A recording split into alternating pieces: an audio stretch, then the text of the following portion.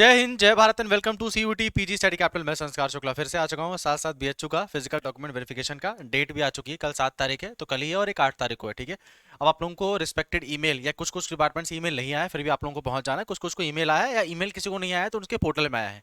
Mainly समर्थ portal अपना check करना, जो बीएचयू का लॉगिन होता है, वहां पे कोई इन्फॉर्मेशन आई है या तो तुमको ईमेल किया गया है, दोनों में से एक चीज है। ठीक है, कुछ इस तरह आता है। कुछ कुछ कोर्सेज का नहीं आया तो परेशान मत होना, ऐसा नहीं सब तुमको नहीं आया। अगर तुम्हारे वाले कोर्सेज में नहीं आया देन किसी को नहीं आया है। बस अगर आप यूआर या यूआर ईडब्ल्यूएस हो तो कल तुमको पहुंच जाना है, एंड बाकी वालों को 8 तारीख को पहुंच जाना है। ठीक है, जैसे तुमको मैं एक चीज दिखा रहा हूँ।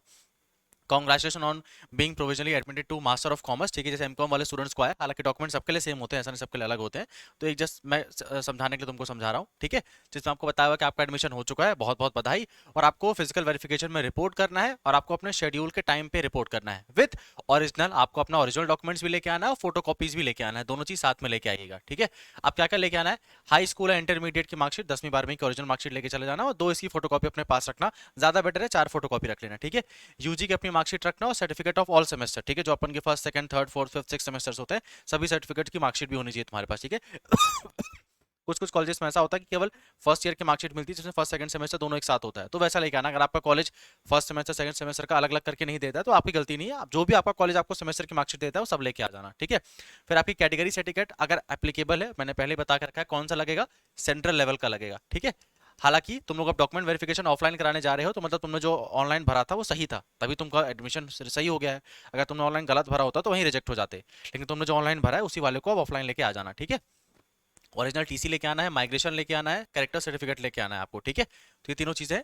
ये अगर तीनों चीजें अभी आपके पास तुरंत नहीं भी हैं तो भी आके अपनी प्रॉब्लम बता देना, सर मेरा कॉलेज एकदम से सोता रहता है, वो नहीं मान रहा है, तो आपको थोड़े दिन का टाइम और दे देंगे कैरेक्टर सर्टिफिकेट टीसी और माइग्रेशन देने के लिए।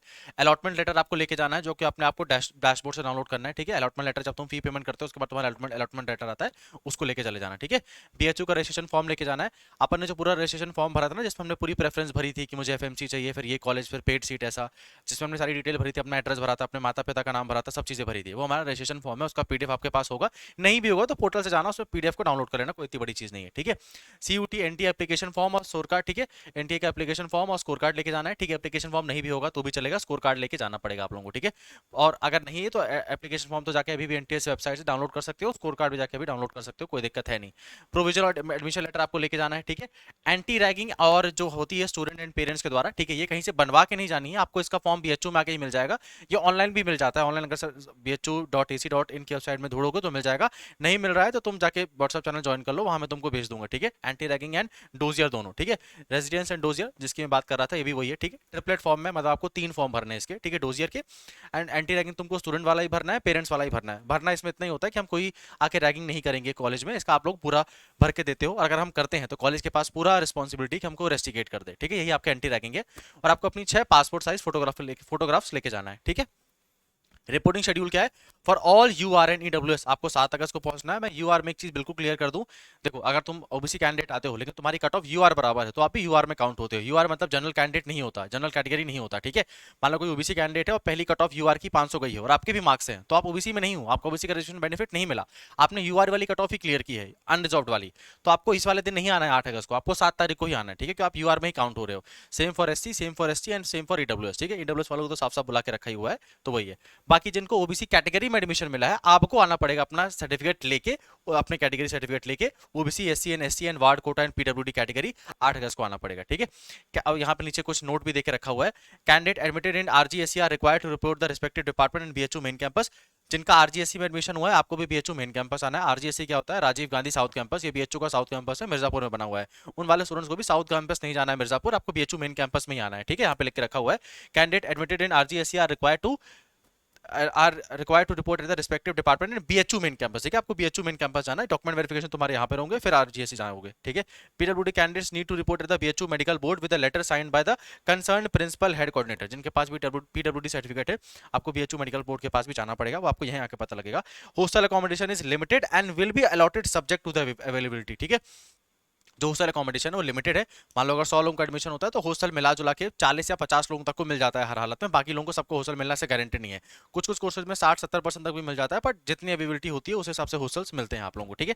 तो हॉस्टल के आगे प्रोसेस बढ़ेगी।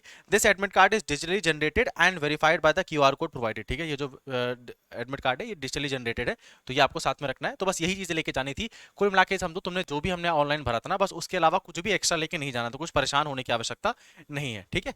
और इसमें कोई डाउट लगे, कुछ चीज समझ में नहीं आ रही हो तो कमेंट बॉक्स में पूछ लेना, मैं उसको बता दूंगा। हालांकि जब तुम आओगे यहाँ पर तो केवल अपनी 3 चीजें मत भूलना, अपनी 10वीं की मार्कशीट, अपनी 12वीं की मार्कशीट और अपना कैटेगरी सर्टिफिकेट। बाकी सब चीजें तुमको यहाँ पे बड़े आराम से मिल जाएंगी, कोई चीज नहीं भी होगी तो भी चल जाएगा। और हाँ, TC माइग्रेशन और CC ये सब लेके आना, ठीक है। बाकी तुमको NTA का score card, application form, provisional admission letter, UG registration form, ये सब BHO का काम है। ये नहीं भी लेके आया या भूल गए तो ये सब BHO यहाँ पे करा देगा, या जितने सारे स्टूडेंट्स आएंगे तो बता देंगे कि इसको कहाँ डाउनलोड करना है, कहाँ से क्या चीजें करनी है, ठीक है। तो मेन इंपॉर्टेंट क्या है, अपन 10वीं 12वीं की मार्कशीट नहीं भूल सकते। UG हमने जहां से भी किया हुआ है उसकी मार्कशीट तुमको लेके आनी पड़ेगी, और साथ में तुमको उसकी 10वीं मतलब सेमेस्टर वाली मार्कशीट लेके आनी पड़ेगी, ठीक है। TC माइग्रेशन नहीं भूल सकते, उसको लेके आना पड़ेगा, और कैरेक्टर सर्टिफिकेट। इसके अलावा BHO का registration form, allotment letter, CU80 NTA score card, provisional admission letter, anti ragging dossier, passport size photo तुमको खुद लेके आनी पड़ेगी। ये जो 5 6 7 8 9 10 है ना, इसमें अगर तुम्हारे पास कुछ नहीं भी है तो ऐसा नहीं इसको बनाया नहीं जा सकता हो, यहाँ पे आओगे तो यहाँ उसका सोल्यूशन हो जाएगा। पर अगर 10वीं की मार्कशीट ही नहीं लाए, कैटेगरी सर्टिफिकेट ही नहीं लेके आए, तब फिर दिक्कत हो जाएगी, ठीक है। और एक और चीज, जो UR वाले कैंडिडेट है वो सोच रहे हैं कि सर मैं 7 को नहीं पहुंच सकता, मैं 8 को ही आऊंगा, तो ध्यान रखना 8 को आओगे, काम तो हो जाएगा, है ना, बट दिक्कत बहुत होगी, ठीक है। मतलब उस दिन आपको शायद तक सबसे लास्ट में आपका डॉक्यूमेंट वेरिफिकेशन होगा, डिपार्टमेंट वाइज डिपार्टमेंट वेरी करता है, डिपार्टमेंट वेरीफाई करता भी है नहीं करता है। ऐसा नहीं एडमिशन तुमको नहीं देगा, करेगा तो वेरीफाई तो करेगा ही, पर शायद तक बोल दे आप लोग 12 को आना, ठीक है। तो जिनको UR वालों को 7 तारीख और EWS वालों को 7 तारीख बोला है, 7 तारीख को ही पहुंचना है। जिनको OBC SC NST को 8 तारीख को बोला है, आपको 8 तारीख को ही पहुंचना है, ठीक है। बाकी इन चीजों में इतना परेशान मत हो, मेरे को बहुत आप लोग परेशान लग रहे हो कि सर BHO ग्रेजुएशन फॉर्म कैसे मिलेगा, CUT NTA कैसे मिलेगा, प्रोविजनल एडमिट कार्ड कैसे मिलेगा, एंटी रैगिंग कैसे मिलेगा। इसमें इतना परेशान मत हो, ये अगर तुम अभी घर से नहीं भी डाउनलोड कर पा रहे हो या कोई दिक्कत आ रही है तो कमेंट बॉक्स कर दो, मैं एक एक के ऊपर वीडियो बना दूंगा। पर ये इतनी बड़ी चीज नहीं है, ये जो BHO का रजिस्ट्रेशन फॉर्म है ना और एडमिशन लेटर है, प्रोविजनल एडमिशन लेटर है, ये BHO की वेबसाइट के अंदर ही है। तो जब तुम डिपार्टमेंट आओगे, डिपार्टमेंट वाले से पूछोगे सर मुझे समझ में नहीं आ रहा है, प्रोविजनल एडमिशन लेटर कैसे डाउनलोड करूँ, तो खुद बता देंगे बेटा अपना समर्थ पोर्टल लॉग इन करो, ये सब करो, यहाँ पे तुम्हारा लेटर है, तो चीजें हो जाएंगी, ठीक है।